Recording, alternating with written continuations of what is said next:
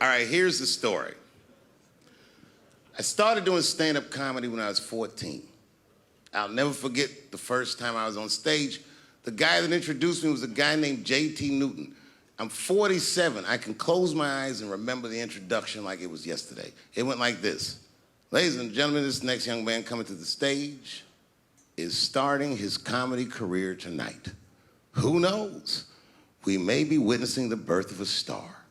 Please welcome David Chappelle.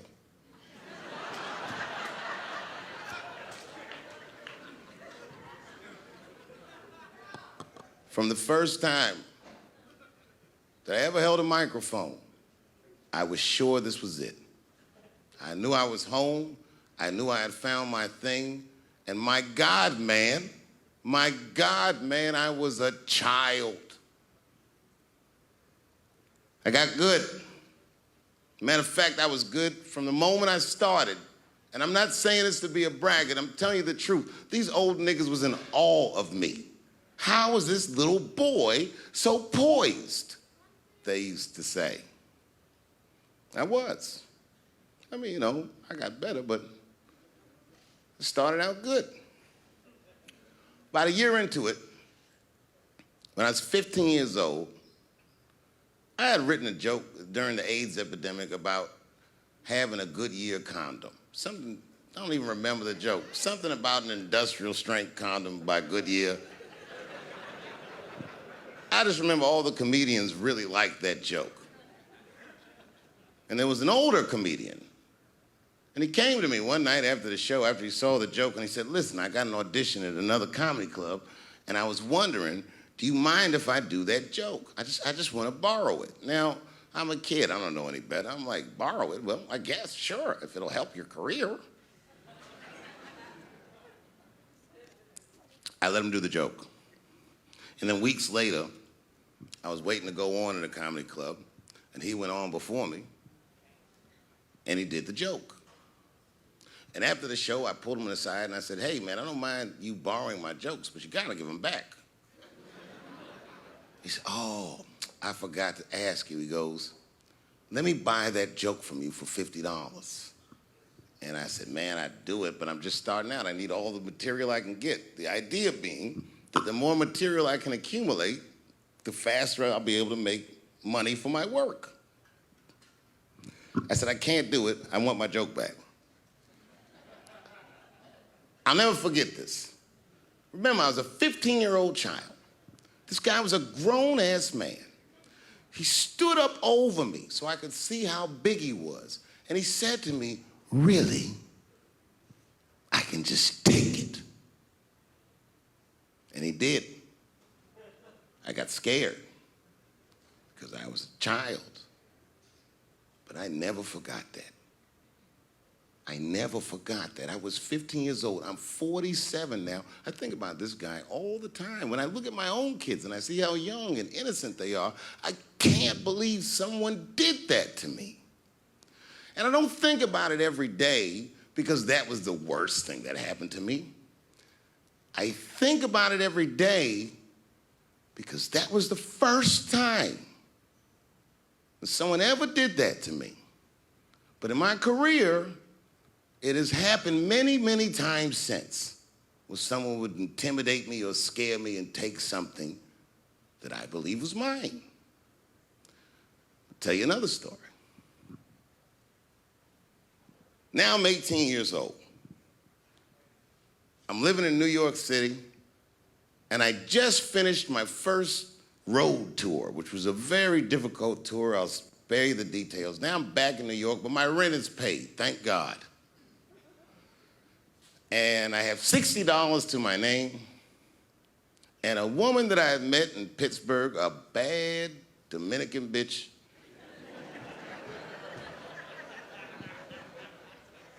was coming to New York. She was gonna spend the weekend with me. I couldn't wait for her to get there. She was coming that evening, but remember, I only had $60 for a whole weekend to entertain a bad bitch. Now I'm walking through Greenwich Village, and I see something I've never seen before. Three-card Monte. You know what that is? Yeah, the guy had the whole thing. The table was set up, and he had the 3 cards, and the crowd was hooting and hollering, and he was like, find the red card, find the red card, and people were playing. Sometimes they win, sometimes they lose, but it was really exciting, and I'm standing there watching it, and I noticed while I'm watching them play this game that the red card, the one you're trying to find, had just a little bend on the corner. And I'm watching it, and I'm like, yo, this guy doesn't seem to know that red card is bent.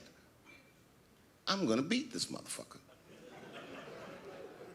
And I walked up to the table, and I said, let me play a hand. And I put my last $60 on that table, and he starts to shuffle and find the red card, find the red card. And I kept watching that bent card go around the table, make sure I kept my eyes on that bent card. And when he stopped shuffling, and he said, find the red card, I pointed to it with confidence. Here it is right here. And he flipped it over, and it was black. And he took my money. I couldn't fucking believe that. How did this nigga do that? Was that magic or sorcery? I was confused. So you know what I did? I sat there and I watched him for a real long time play the game. And I realized that all those people who was doing all that hooting and hollering and betting, my God, they were his friends. They were in on the whole thing. I felt so wronged. I felt so stupid. And then the next sucker came up to the table and was about to put his money down. And I said, fuck that, man. Don't put your money there. All these niggas is in on it. It's a trick. And when I said that, the guy that was dealing, and this motherfucker was huge, snatched me up by my collar. Feel how strong he was when he grabbed me. I was a skinny little guy. And he was gonna maul me. And the only reason he didn't, I'm sure, is because he saw the fear in my face. And that fear, he looked at me. I saw his eyes go from hard to soft. He softened. Then he looked at me like the way a father would look at a child. And he said to me, young man, don't ever come between a man and his meal. I never forgot that either. Most niggas would have to run the streets for years to learn a lesson that profound. It took me 2 seconds. Never get between somebody and their paper. Taking a man's livelihood away from him is akin to killing him. Do you know why Prince, the famous rock star that was a friend of mine, do you know why he called himself the artist when he came back? He calls himself the artist because that's what they call us in our contracts. Oh, these contracts are crazy.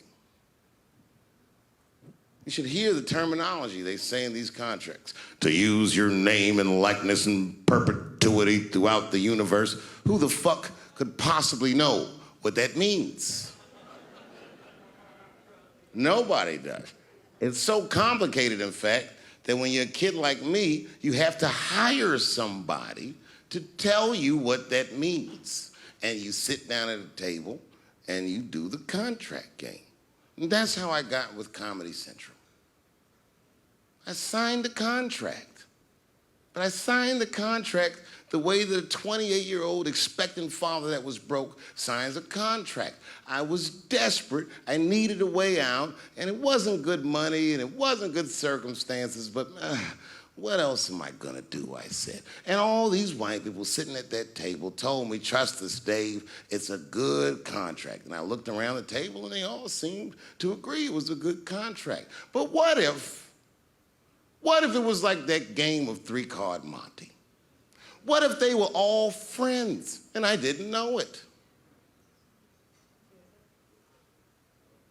And the bag of money was Iceberg's money in the first place. What was I talking about? What was I trying to tell you? Last week, 2 weeks ago, whenever it was, I called Lauren Michaels And I tell them, okay, I'll do it. I'll do Saturday Night Live on election night. And the day I made that phone call, the day I committed to it, it gets announced that Netflix is streaming Chappelle's show. Not just Netflix, HBO Max is streaming it too. Let me tell you another story about HBO. No, hear me out. Did you know, before Chappelle's show was at Comedy Central, I pitched that show to HBO. I told them what I wanted to do. Now, these are executives. All they have to do is say, yeah, we'll take it, or no, thank you, we won't. But they didn't say either of those things. They went too far. They said, literally, what do we need you for? That's what they told me, as they kicked me out of the office. What do we need you for? And here we are, all these years later, and they're streaming the very show that I was pitching to them. So I'm asking them, what do you need me for?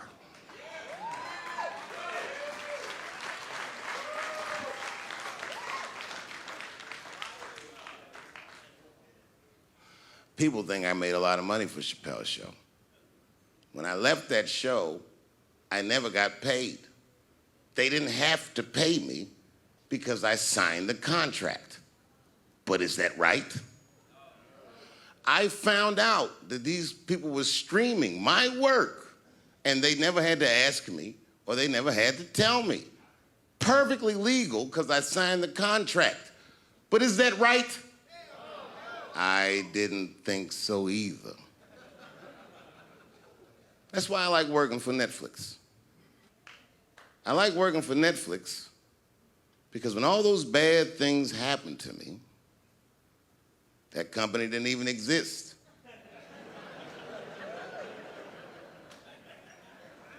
And when I found out they were streaming Chappelle's show, I was furious. How could they not know? So you know what I did? I called them and I told them that this makes me feel bad. And do you want to know what they did? They agreed that they would take it off their platform just so I could feel better.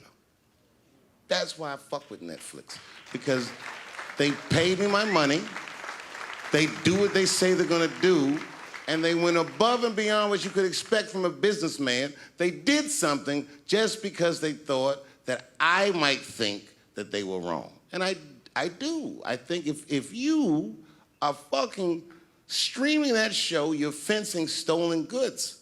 They stole that from me. They just took it. And I'm not up here trying to tell you guys that I believe that Comedy Central gave me a raw deal just because I'm black. I believe that they gave me a raw deal because this fucking industry is a monster. It's the same monster that these Me Too bitches was trying to tell you about. But they hate the monster for how it fucks. And I hate that monster for how it eats. But my God, man, it's the same monster. When I quit the show, all my friends would say, well, fuck them, Dave. Why don't you just do Chappelle's show at another network? Yeah. And why doesn't a slave run from one plantation to another plantation because the master over there might be nicer? My God, man, I was trapped. You know what, tell you the truth? I've even thought about coming back and doing another Chappelle show. Well, but if I do, I can't call it Chappelle's show because my name and likeness is being used by them in perpetuity throughout the universe. It's in the contract.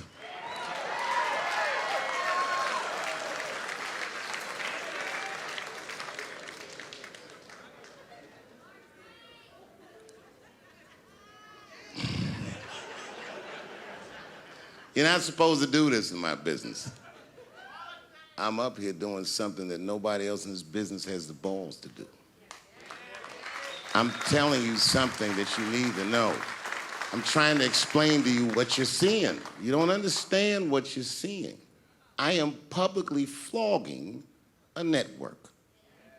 And I know that this network niggas, they watching me and they saying, why are you doing this so publicly? Doesn't feel good to be flogged publicly. Oh, believe me, I know. I know exactly how that feels. When I quit my show, they said I was crazy. What was crazy about it? I just didn't want to do it anymore. They said I smoked crack. That's impossible. I was a devout Muslim. I didn't smoke or drink.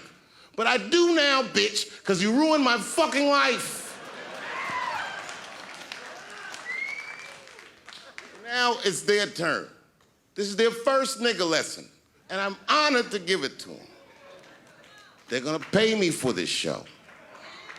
I called my agent. I said, is there anything I can do about this show? And he said, no. Well, fuck you too then. If you want something done right, I guess you gotta do it yourself. So I'm not going to the agents. I'm coming to my real boss. I'm coming to you. I'm begging you. If you ever liked me, if you ever think there was anything worthwhile about me, I'm begging you, please don't watch that show. I'm not asking you to boycott any network. Boycott me. Boycott Chappelle's show. Do not watch it unless they pay me.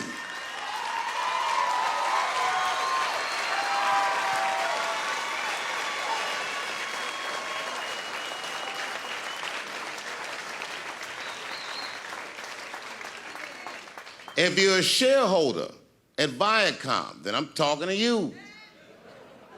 Because all that shit that they do to us, well, they do everything for their shareholders. That's what they told me. So if you're a shareholder in that company, tell them it's wrong. And if you don't believe that it's wrong, then fuck you too. You should know what's in the hot dogs you eat. Now, there's probably a bunch of people at Comedy Central and Viacom and all these places that have no idea what I'm talking about. They've all either quit or been fired or got Me Too'd or something. Them niggas is gone. And there's a whole bunch of new young people there, and they're probably looking like, what is he talking about? They may not actually know what the fuck happened to me. So I'll tell you what I'm talking about. Go downstairs to your accounting department, open the books, see what that show made, and look at what you paid me. That's exactly what I'm talking about. You're going to pay me. I am inviting you to come with me and work with me, and let's fight against that terrible, terrible feeling that you made me feel together. We can fight together and work this thing with Chappelle's show out. Or I can just take it. Thank you.